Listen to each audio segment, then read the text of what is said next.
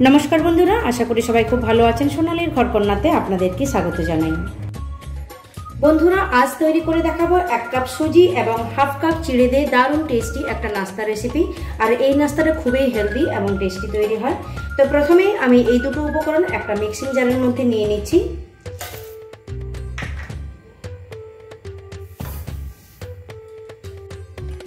एरपर एर मध्य दिচ্ছি half cup टक दई। যে কাপ মেপে সুজি নিয়েছিলাম সেই কাপের 1 কাপ জল দিয়ে দিচ্ছি। দিচ্ছি পরিমাণ মতো লবণ, দিচ্ছি হাফ চামচ গুঁড়ো চিনি, 1 চামচ রিফাইন তেল। এরপর একটা স্মুথ পেস্ট তৈরি করে নিচ্ছি। সুজি এবং চিড়ের পেস্ট আমি তৈরি করে নিয়েছি। বন্ধুরা এই পেস্ট তৈরি করার জন্য আরো আমি হাফ কাপ জল অ্যাড করেছি, কারণ সুজি এবং চিড়ে পুরো জলটা শোক করে নিয়েছিল। এরপর এই ব্যাটার আমি একটা পাত্রে ঢেলে নিচ্ছি।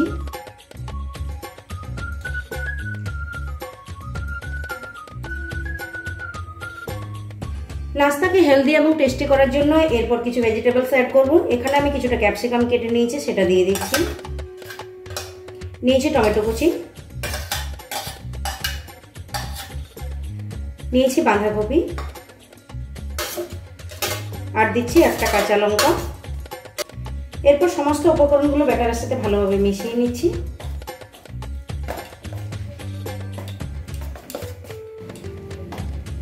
ব্যাটারের সাথে সমস্ত উপকরণ খুব ভালোভাবে মিশিয়ে নিয়েছি। এরপর এখানে দেখুন একটা পাত্র নিয়েছি। এই পাত্রটাতে আমি নাস্তা তৈরি করব। এই পাত্রটাতে আমি আগে থেকে তেল মাখিয়ে নিয়েছি। এই ব্যাটারের মধ্যে দিয়ে দিচ্ছি সামান্য পরিমাণ হলুদ গুঁড়ো। হলুদ গুঁড়োটা দিলাম শুধুমাত্র নাস্তার কালারটা যাতে সুন্দর হয় সেই জন্য। আর দিচ্ছি সামান্য পরিমাণ বেকিং সোডা। বেকিং সোডার পর সামান্য পরিমাণ জল দিয়ে দিলাম। এরপর ভালোভাবে মিশিয়ে নিচ্ছি। এই বেকিং সোডা দেওয়ার কারণে আমাদের যে নাস্তাটা তৈরি করছে সেটা একদম ফ্লফি তৈরি হবে। আপনাদের কাছে বেকিং সোডা না থাকলে সেক্ষেত্রে ইনো ফ্রুট সল্ট আপনারা ব্যবহার করতে পারেন। যে পাত্রটা রেডি করে রেখেছিলাম সেই পাত্রের মধ্যে মিশ্রণটা ঢেলে নিচ্ছি।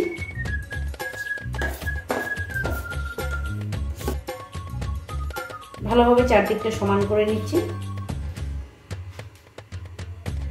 এরপর সুজি এবং ভেজিটেবলসের এই মিশ্রণ আমি ভাপে রান্না করে নেব 10 থেকে 15 মিনিটের মতো। কড়াইতে জল গরম করে একটা স্ট্যান্ড বসিয়ে দিয়েছি। এরপর পাত্রটা এর উপর রেখে দিচ্ছি। এরপর ঢাকা দিয়ে স্টিমে আমি রান্না করে নিচ্ছি 15 মিনিটের মতো। গ্যাসের ফ্লেমটা এখন আমি মিডিয়ামে রেখেছি। বন্ধুরা প্রায় 15 মিনিট পর আমি ঢাকনাটা খুলে নিচ্ছি। দেখুন আমাদের নাস্তাটা একদম রেডি হয়ে গেছে। আর দেখে নিশ্চয়ই বুঝতে পারছেন যে নাস্তাটা ফুলে একদম ডবল হয়ে গেছে। গ্যাসের ফ্লেমটা আমি বন্ধ করে দিচ্ছি। এরপর পাত্রটা বাইরে নামিয়ে আমি ঠান্ডা করে নিচ্ছি। পাত্রটি বাইরে রাখা বেশ কিছুক্ষণ হয়ে গেছে। নাস্তাটি এখন ঠান্ডা হয়ে গেছে। একটা ছুরির সাহায্যে প্রথমে আমি সাইডগুলো ছাড়িয়ে নিচ্ছি। এরপর একটা থালা উপর করে নাস্তাটি আমি বার করে নিচ্ছি।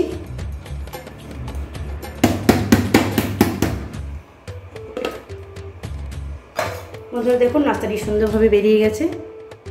এরপর একটা ছুরির সাহায্যে আমি এগুলো পিস পিস করে কেটে নিচ্ছি।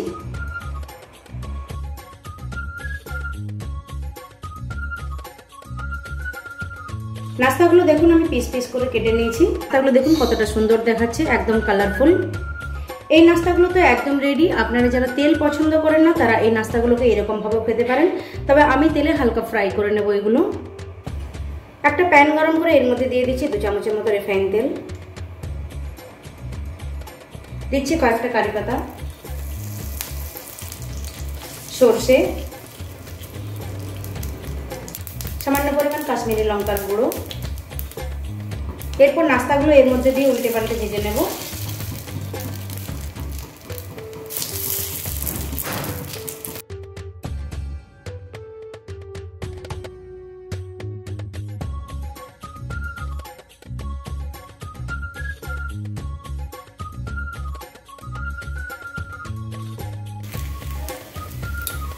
নাস্তার 2 পিঠ ভালোভাবে ভেজে নেওয়ার পর এগুলোকে তুলে নিচ্ছি।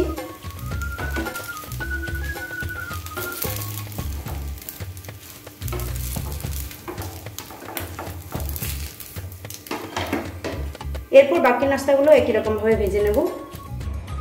তো বন্ধুরা কত কম সময়ের মধ্যে সুজি দিয়ে আমি দুর্দান্ত একটা নাস্তা রেসিপি আপনাদের সাথে শেয়ার করলাম। আশা করছি আমার আজকের এই রেসিপি আপনাদের ভালো লেগেছে। বন্ধুরা, এইভাবে এই নাস্তাটি তৈরি করে আপনারা বাচ্চাদের টিফিন বক্সে দিতে পারেন। বাচ্চারা কিন্তু খুবই খুশি হবে এরকম নাস্তা পেলে। আজ এই পর্যন্তই, আবার দেখা হবে অন্য কোনো দিন অন্য কোনো মজাদার রেসিপির সাথে। আমার আজকের এই রেসিপি ভালো লেগে থাকলে ভিডিওটিতে লাইক, কমেন্টস এবং শেয়ার করতে ভুলবেন না প্লিজ। চ্যানেলটি সাবস্ক্রাইব করে পাশে থাকার অনুরোধ রইল। সবাই সুস্থ থাকুন, ভালো থাকুন, নমস্কার।